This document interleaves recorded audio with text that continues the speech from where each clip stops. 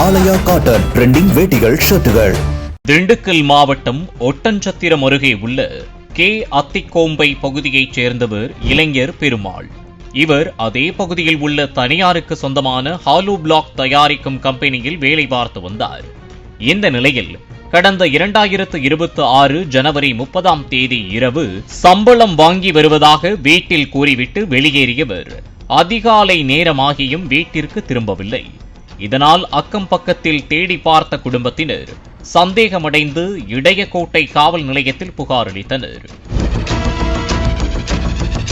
இதனைத் தொடர்ந்து இடையக்கோட்டை காவல்துறையினர் தேடிய போது இளைஞர் பெருமாள் ஒட்டன்சத்திரம் அருகே உள்ள ஜவ்வாதுப்பட்டி நங்காஞ்சி ஆற்றுப்பாலத்தின் கீழ் ஆணுறுப்பு அறுக்கப்பட்டு கொடூரமாக கொலை செய்யப்பட்டு ஆற்றில் வீசப்பட்டது கண்டுபிடிக்கப்பட்டது. பின்னர் போலீசார் பெருமாளின் உடலை மீட்டு திண்டுக்கல் மருத்துவக் கல்லூரி மருத்துவமனைக்கு பிரேத பரிசோதனைக்காக அனுப்பி வைத்து தீவிர விசாரணை மேற்கொண்டனர். இந்நிலையில் பெருமாள் கொலை வழக்கில் சம்பந்தப்பட்ட குற்றவாளிகளை கைது செய்யும் வரை பிரேதத்தை வாங்க மறுத்து உறவினர்கள் இடையக்கோட்டை காவல் நிலையத்தை பிப்ரவரி 1 முற்றுகையிட்டு போராட்டம் நடத்தினர். இதனைத் தொடர்ந்து போலீசார் மேற்கொண்ட விசாரணையில் பெருமாளுடன் பணியாற்றும் சக ஊழியரான இடையக்கோட்டை பாறையூர் பகுதியைச் சேர்ந்த ஸ்ரீதர் என்பவரை பிடித்து விசாரணை செய்தனர். ஸ்ரீதர் தான் தனது நண்பன் பெருமாளை கொடூரமாக அறுத்து படுகொலை செய்து ஆற்றில் வீசியது விசாரணையில் தெரியவந்தது.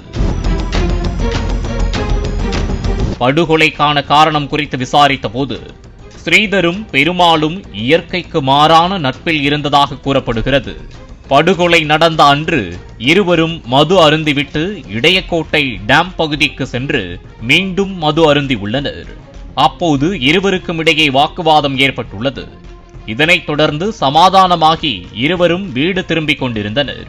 ஆனால் இருசக்கர வாகனத்தில் ஜவ்வாதுப்பட்டி நங்காஞ்சி ஆற்றுப்பாலத்தின் கீழ் வந்து கொண்டிருக்கும் போது மீண்டும் இருவருக்கும் இடையே வாக்குவாதம் ஏற்பட்டுள்ளது.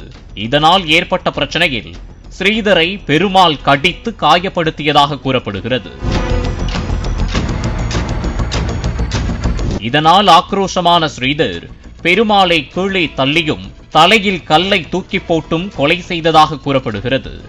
அதன்பின் பெருமாளின் அந்தரங்க உறுப்பை அறுத்து தண்ணீரில் மூழ்கடித்து அவரின் தலையின் மேல் பெரிய கல்லை தூக்கி வைத்துவிட்டு சென்றதாக ஸ்ரீதர் திடுக்கிடும் வாக்குமூலம் கொடுத்ததாக போலீசார் தெரிவித்தனர்.